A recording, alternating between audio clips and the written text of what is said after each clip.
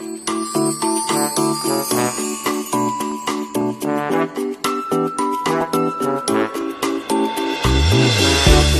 right, hello everybody. Welcome to another edition of the Hot Seat interview. I, of course, am your host, Leo Brady, film critic for AMovieGuy.com.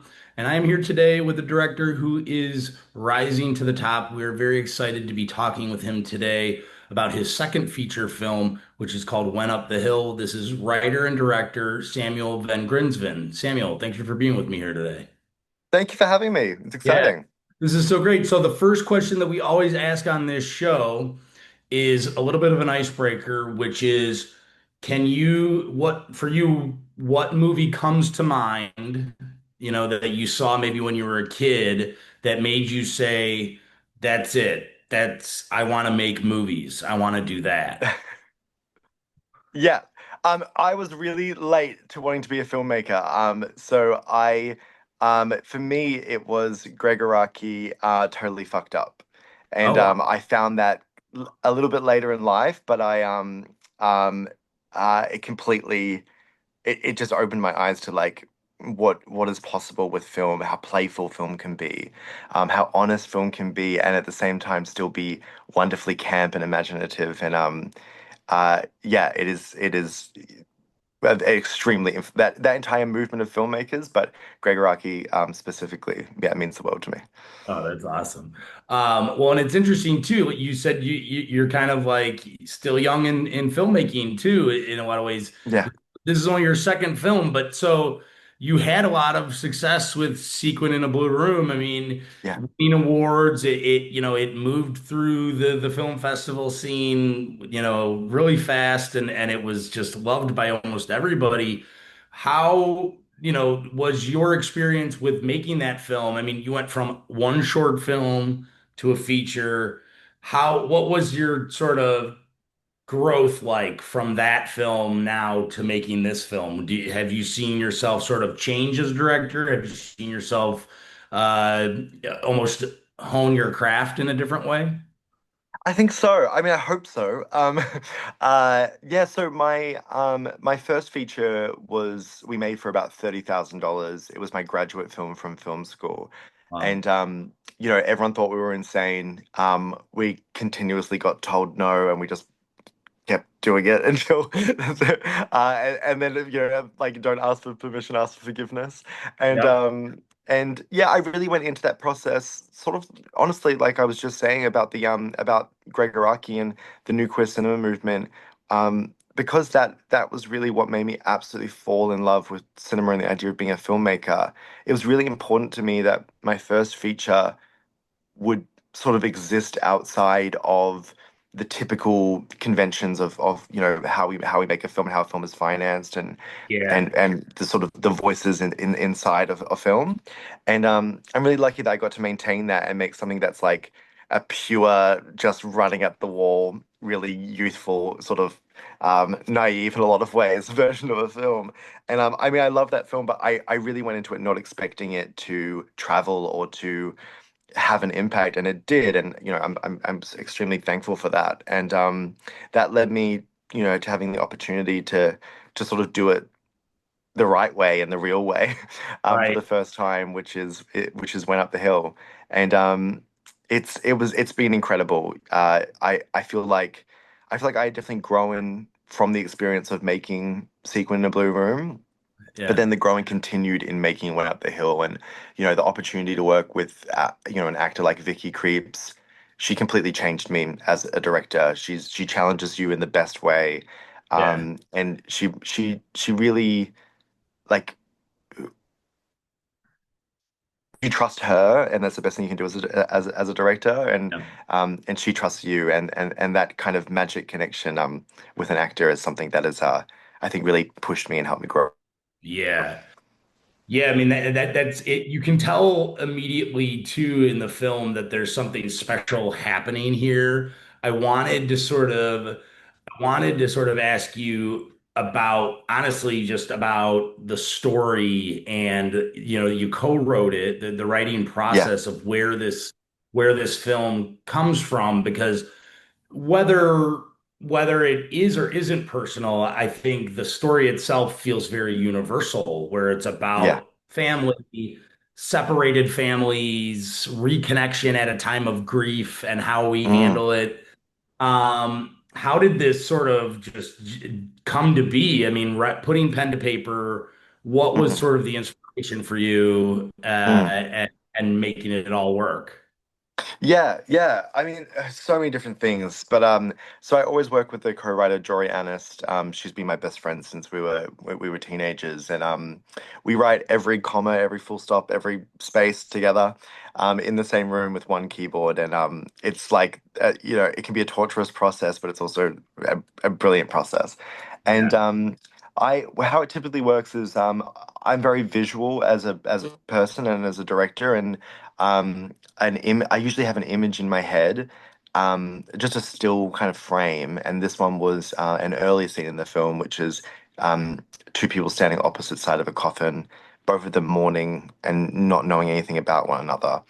And then I kind of let that brew for months on end, and uh, I let all these different things kind of infect that image, and then I eventually bring it to Jory, and then we kind of blow it up together and create it. But the thing that I kept connecting to was, I'm a queer filmmaker, and I was really interested in the idea of a character like Jack, who has a sort of maternal wound, this absence of a maternal figure.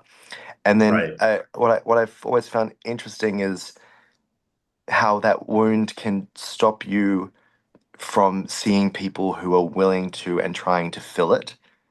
Yeah, And that's very much what Jack is in this film. He's constantly sort of dodging and not understanding that yes, he feels his absence and he's running toward filling it, but there are people constantly showing him that they can give him what he's missing if he would just see them. right. And Um, yeah, and then it's all, and then genre kind of comes in, and that was influenced that came from the nursery rhyme and the idea that a nursery rhyme lulls you to sleep, and genre really allows you to sort of have that toolkit and kind of do a Trojan horse in a way where uh you're getting to push all the themes you're playing with to a new extreme and having sort of the full toolkit because of genre, and you get to just push things further and stranger. Yeah. Yeah, well, and it's really cool too. I mean, because like you said, it is this story about two people, and Mm. honestly, it's again, I'm probably stating the obvious, but it's fun to hear you talk about the writing process with Jory, because it does feel like this movie about almost her side versus his side, Yeah, and then it all kind of meets together. But and you talked about genre too. I mean, you kind of inject, it's a bit of a ghost story. There's parts of it that are like almost quite haunting, yeah, and getting that tone is really hard, yeah, especially because it's a combo of like emotional and scary. Uh, yeah. Talk about like setting the mood for both Vicky and Dacre. Mm. Like how were you able to sort of get them to say like, all right, this is where we're at. This is the headspace, because that can be heavy, right?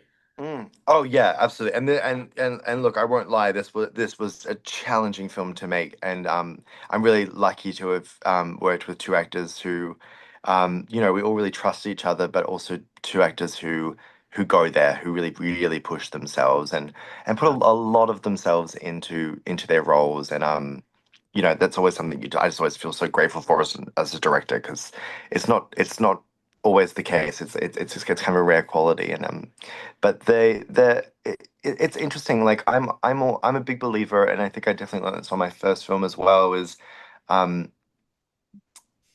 to make the film in front of you, Mhm. and I mean that in the sense of like I'm very specific director. I'm quite I have a very clear idea of the visual and the tone and the feeling and the sonic world of the film, but my favorite part is s- watching something change and that being better than what you thought it was. Yeah. And that was definitely the process with these actors. And I'll give an example of that, which is I think it was the first day of shooting. We had done rehearsal and preparation around creating this third ghostly character. I had put months and months and months into finding this exact location that we were shooting in, and it was really, really close to what I had written. It was very specific, and then Dacre, we start rolling, and Dacre and Vicky um, start talking as if they were in a church.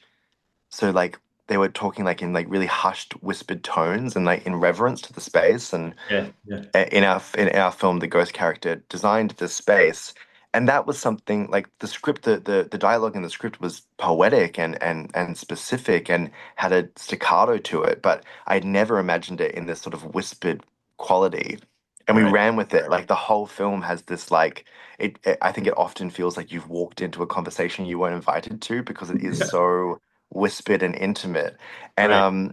and that's, you know, like that's just like an extension. Like as a director, I can lay the groundwork of what I think the tone is, but then it's everyone responding to those things that I put in place that makes it even more exciting. And I think that is a huge part of the tone in the film is that that what naturally came out in their performance style being as intimate as it is.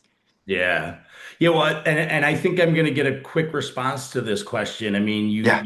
you get Dacre Montgomery and Vicky Krieps to be your two leads in this movie. Was it just like if they said yes that they were it, or did you ever think of having whether it be two women in the role, maybe two Mm, get a daughter and this, this new, I guess she would be her mother-in-law in a way. mm. Um, or are you saying to yourself, these are two actors that know how to play in the sandbox, so I'm sticking with them. No, I mean, gosh, they're both incredible. But I mean, like, it was really specific, the choice of like having both characters are queer characters, and one's a boy and one's a woman, Yeah, and that was really specific because I think, say we had two queer female characters, two queer male characters, or heterosexual male female couple. The yeah, thing that happens is that, especially in a ghost story, the right, audience expectation is they will fall in love. right. And by removing that for the audience, it just means that we don't have to play against or play toward an audience expectation. It just gets to be about what the film's about. And that was exciting to me. Yeah, yeah, yeah, yeah. Well, and then you got two amazing actors who give you Yes. performances that are just honestly, they blew me away. So Oh, thank you. your direction's great. They're telling me to wrap. This film is so beautiful. I'm so proud of it. You should be proud of it. Thank you. It's going to be playing in select theaters everywhere on August 15th. Samuel Van Grinsven, thank you so much for talking with me today, and can't wait to talk to you again next time. Thank you so much, mate. Appreciate it. Take care. Thank you. Bye bye.